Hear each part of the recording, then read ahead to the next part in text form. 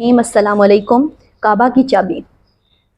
عثمان بن طلحہ جن کا تعلق بنی شیبہ سے تھا اور وہ کعبہ کا کلید بردار تھا، وہ خود بیان کرتا ہے، ہجرت سے پہلے ایک روز رسول اللہ صلی اللہ علیہ وآلہ وسلم سے میری ملاقات ہوئی۔ آپ صلی اللہ علیہ وآلہ وسلم نے مجھے اسلام قبول کرنے کی دعوت دی۔ میں نے کہا، اے محمد، آپ کیسی عجیب بات کر رہے ہیں؟ آپ مجھ سے یہ توقع رکھتے ہیں کہ میں آپ کا پیروکار بن جاؤں، حالانکہ آپ نے اپنی قوم کے دین کو ترک کر دیا اور ایک نیا دین لے آئے۔ وہ کہتا ہے کہ عہد جاہلیت میں ہمارا یہ دستور تھا کہ ہم زائرین کے لیے پیر اور جمعرات کو کعبہ کا دروازہ کھولا کرتے تھے۔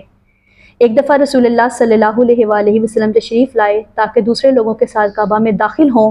میں نے آپ کے ساتھ بڑی بدخلقی کا مظاہرہ کیا اور نہایت ناشائستہ انداز میں گفتگو کی، لیکن رسول اللہ صلی اللہ علیہ وآلہ وسلم نے کسی قسم کی برہمی کا اظہار نہ کیا، بلکہ بڑے حلم اور بردباری سے میری بد کلامی کو برداشت کیا اور بڑی نرمی سے فرمایا، اے عثمان، یاد رکھو، ایک دن آنے والا ہے جب تو دیکھے گا کہ یہ کنجی میرے ہاتھ میں ہوگی اور میں جس کو چاہوں گا عطا کروں گا۔ میں نے یہ سن کر کہا، کیا اس روز قریش کمزور اور ذلیل ہو چکے ہوں گے؟ رسول اللہ صلی اللہ علیہ وآلہ وسلم نے فرمایا، نہیں، بلکہ اس دن قریش کی عزت کو چار چاند لگ جائیں گے۔ عثمان کہتا ہے کہ رسول اللہ صلی اللہ علیہ وآلہ وسلم کا یہ ارشاد میری روح و قلب پر نقش ہو گیا اور مجھے یقین ہو گیا کہ ایسا ہی ہوگا۔ چنانچہ میں نے ارادہ کیا کہ مسلمان ہو جاؤں، مگر جب میری قوم کو میرے ارادے کا علم ہوا تو انہوں نے مجھ سے سختی کی اور میں نے ایمان لانے کے ارادے کو ترک کر دیا۔ پھر جس روز مکہ فتح ہوا تو رسول اللہ صلی اللہ علیہ وآلہ وسلم نے مجھے حکم دیا کہ کعبہ کی چابی کنجی لے آؤ، تو میں نے کنجی پیش کی۔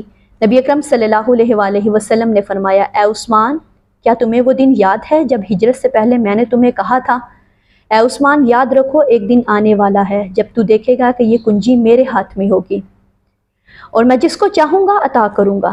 میں نے عرض کیا، یا رسول اللہ صلی اللہ علیہ وآلہ وسلم، بے شک مجھے یاد ہے، آپ نے ایسا ہی فرمایا تھا اور میں گواہی دیتا ہوں کہ آپ اللہ تعالیٰ کے رسول ہیں۔